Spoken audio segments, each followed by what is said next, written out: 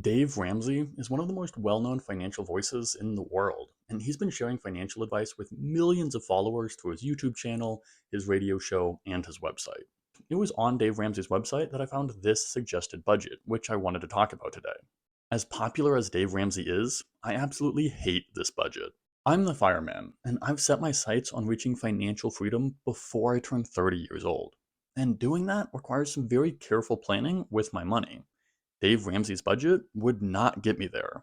And the problem with Dave Ramsey's budget isn't actually unique at all. A lot of budgets make the same mistakes.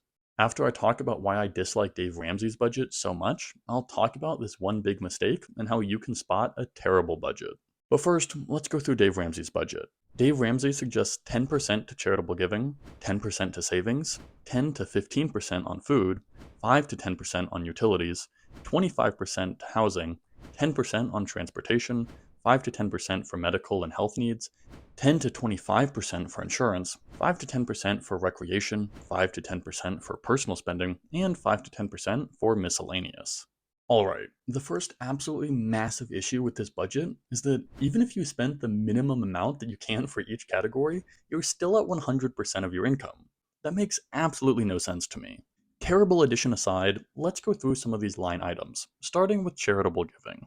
Charitable giving is super important to me. I've even said in the past that all of my wealth will go to the most impactful charity I can find. But that said, budgeting 10% for charitable giving before you even reach financial freedom, that's not what I'd personally recommend. What makes this even crazier is that Dave Ramsey suggests giving 10% of your income to charity even if you're already in debt.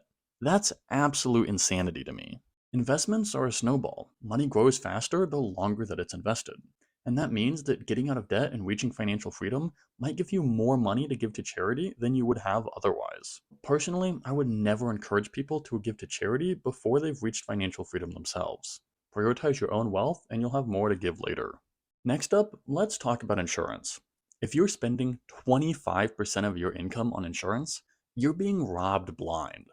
And before people go off in the comments about the cost of American healthcare, remember that this is already reflected elsewhere in the budget with another 5 to 10% for medical needs and health costs. So this super high allocation makes absolutely no sense. And I'd also like to point out that of the four essential insurances that Dave Ramsey says are so essential, I only have one of them. Health, home, auto, and life? I don't own a home, I don't own a car, and life insurance for somebody like me is a total scam. So I wouldn't exactly say that those are all essential. But even if I did spend money on all four of these insurances, I guarantee you I would not be spending 25% of my income. Moving on, when I first saw categories for personal spending and recreation, my first impression was, hey, wait a minute, aren't those the same thing? After a little more research, I learned that personal spending is clothes plus other luxuries, and recreation is movies, concerts, and other luxuries. I'm getting a little tired of saying this, but you don't need to spend 20% of your income on movies, clothes, and anything else that falls within these categories. Clothes last for years. I mean, I don't know how long I've owned this shirt, but it's been years. And it's never been cheaper to entertain yourself. I mean, the only cost associated with this YouTube channel is hitting the like button. So, if you're spending 20% of your income on these categories, I'm absolutely certain that there are a few things that you could cut. At the end of the day, the reason I hate the Dave Ramsey budget so much is that 10% of your income going to savings just isn't going to cut it. If you only save as much as you're spending on transportation or insurance, you're doing something wrong. Savings shouldn't be an afterthought. I even did a little projection to see how long it would take to retire using the Dave Ramsey budget. Using this calculator from Networthify, which I'll link in the description, it would take over 51 years of work.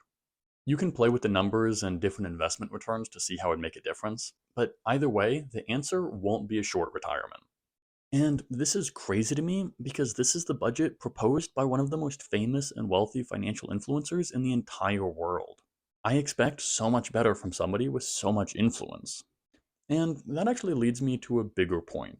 See, it's not just Dave Ramsey's budget that I dislike so much. Almost every budget I see makes the same absolutely massive mistake. Luckily, there's an easy way to spot all of these misguided budgets. Just never trust a budget that uses percentages. If a budget uses percentages, it is, in my mind, absolutely useless. That's because how much you spend should have nothing to do with how much you earn, at least not if you want to reach financial freedom as fast as possible. A lot of retirement calculators actually make this exact same mistake. But if you're making $150,000 a year, you absolutely shouldn't be spending the same percentage of your income on things like transportation, clothes, and entertainment as somebody that earns $30,000 a year. To meet my own goal of financial freedom by 30, my spending looks nothing like Dave Ramsey's suggested budget.